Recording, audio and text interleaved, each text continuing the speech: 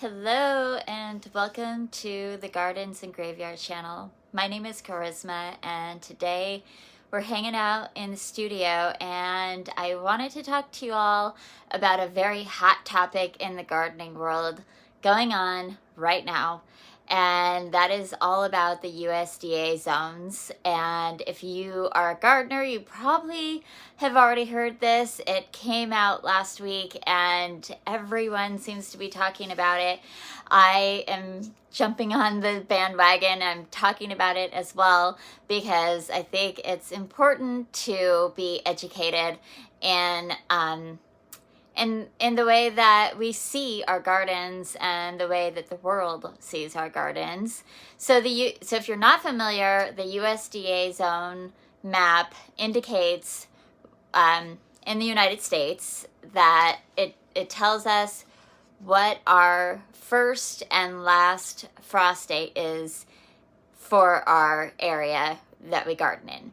And there's a really great website. You just pop in your zip code and it auto-populates and tells you what your growing zone is, your USDA hardiness zone.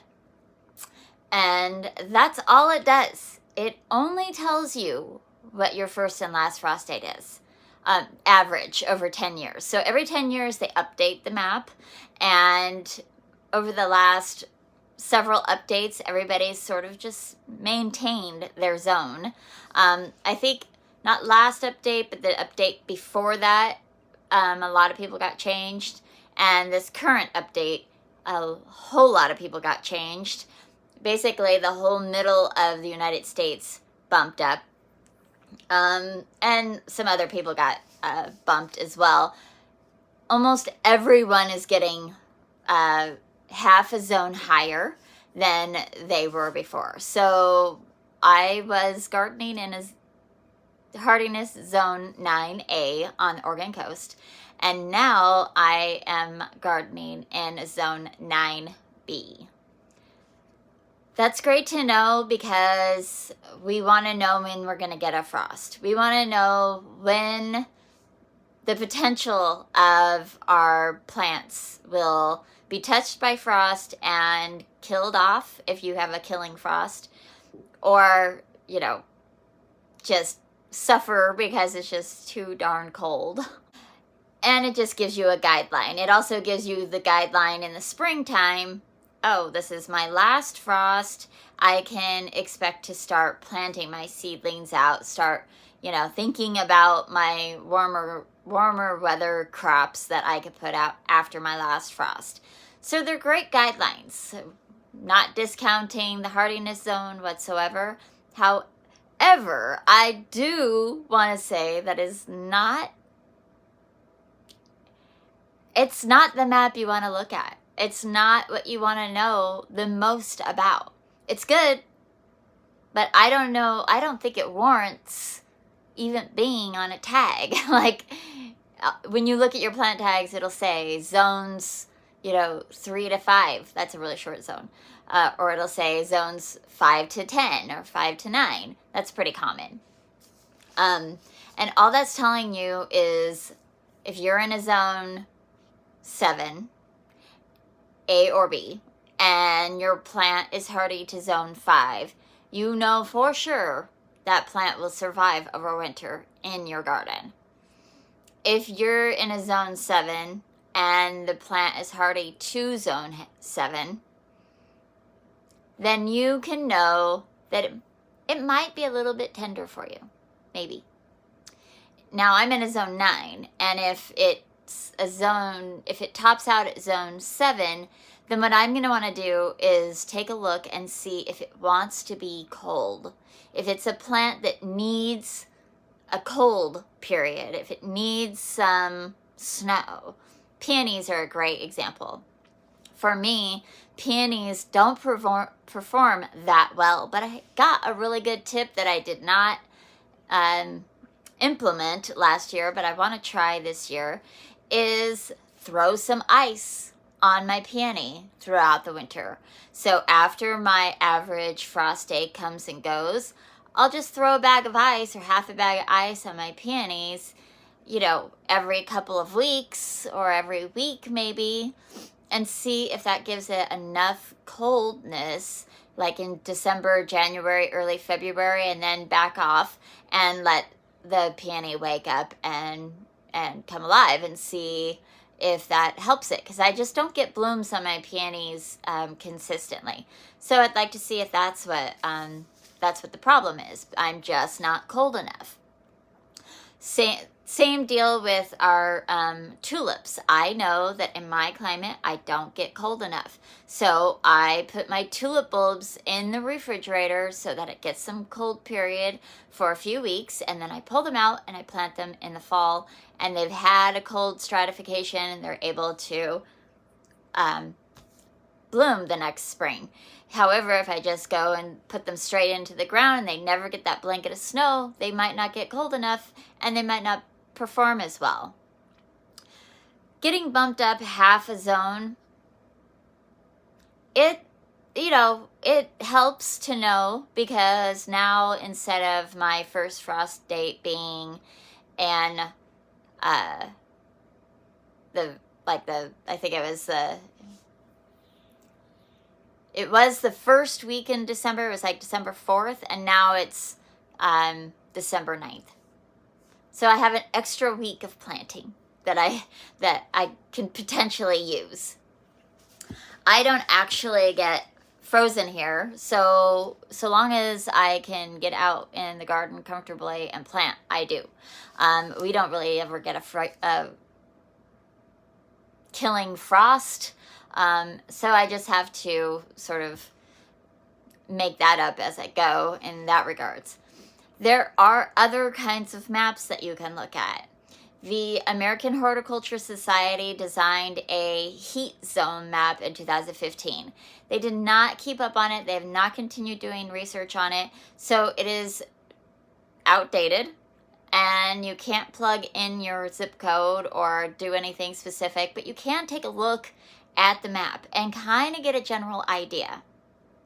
This to me is important because even though I'm a Zone 9B, so is places in Southern California. So is places in Louisiana.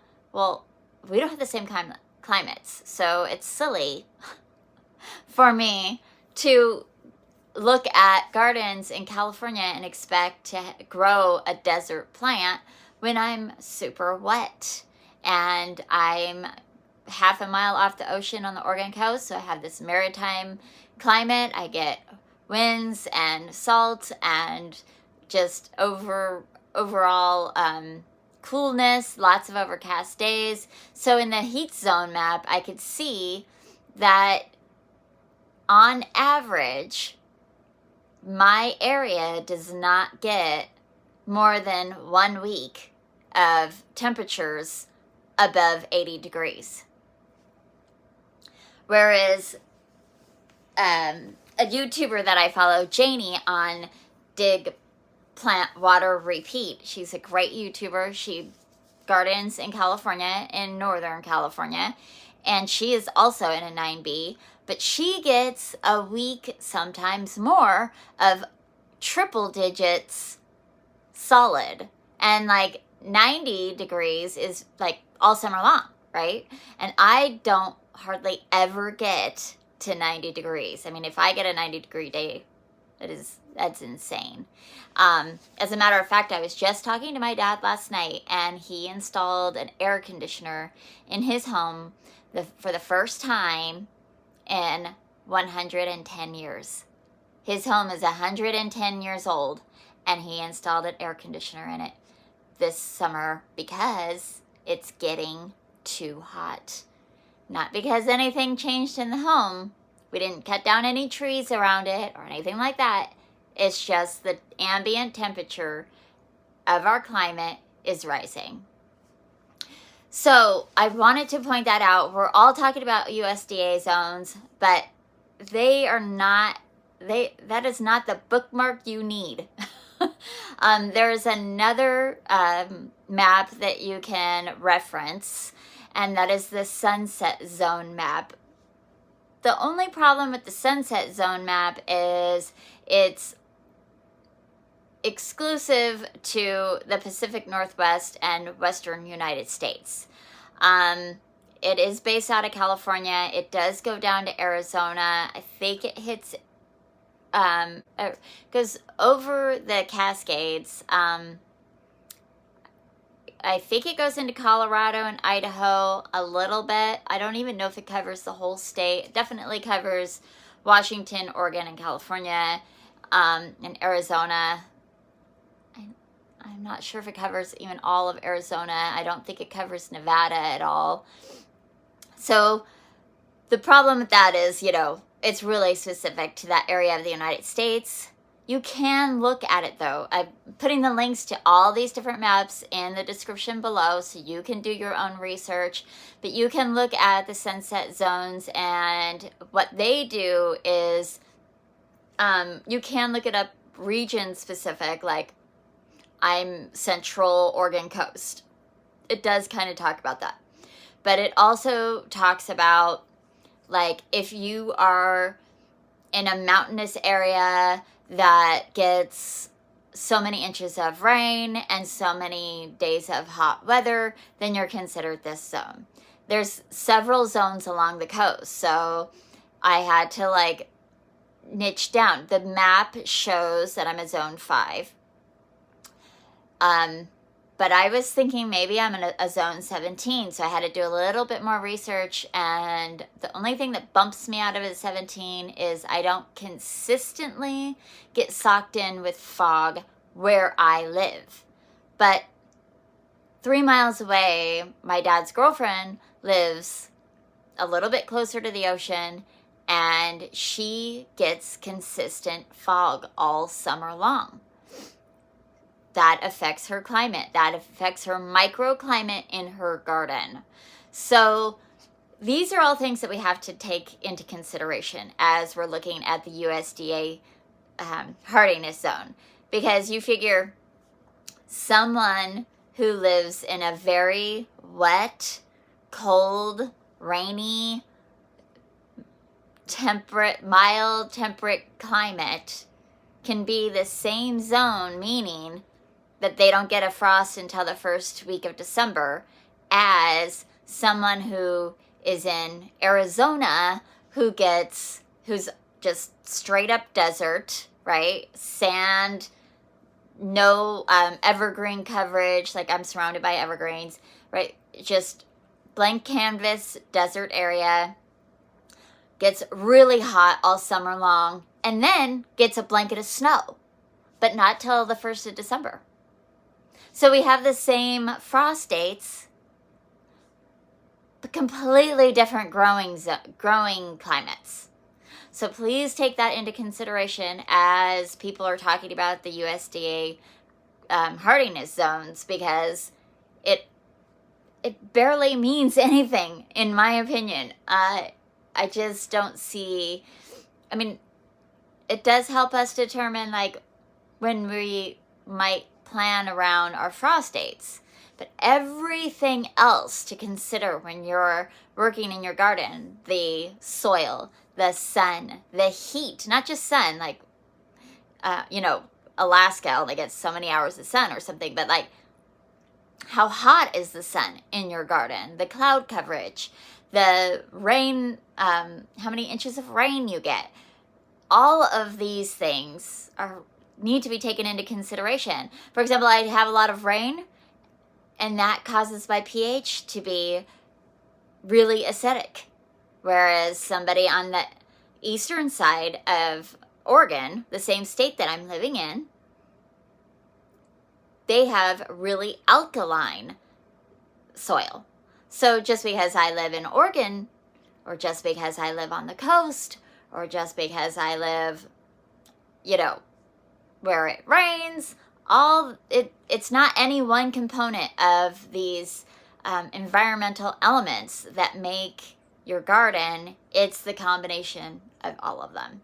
So I hope that you are inspired to do a little bit more digging, a little bit more research. Do not freak out about your zone changing. It just expands your horizons a little bit more. opens you up to having more opportunity to grow more things. The thing that I'm looking forward to most about my zone getting bumped up is the potential of my local nurseries carrying more plants that I can try out. My nurseries might not have been carrying certain plants because they had the potential of dying. If you were a retail nursery and you're counting on your stock to be alive to sell to your customers, you're not going to carry something that might fail. Now that we're bumped up half a zone, maybe they'll open up a few more plant options for us to try out here. I certainly push my zones in both directions whenever I can. I will go into the valley. The valley is, 2.5 hours away from me, and they are 1 to 2 full zones higher than I am. And I will buy plants in the valley and bring them home and just make sure that they're protected and they've got the environment that they need. For me, that usually means in the valley they could take like some part sun to full sun plants, and they can survive in part sun. Whereas when I bring that home, because I don't get that level of heat, I need to get those plants in full sun so that they get the heat and the sun. Does that make sense? So when it says part sun to part shade, it means it wants at least 3 to 4 hours of sun, right? But what quality of sun are you giving that plant? In your specific garden, in your specific microclimate, it might need more sun, it might need more shade.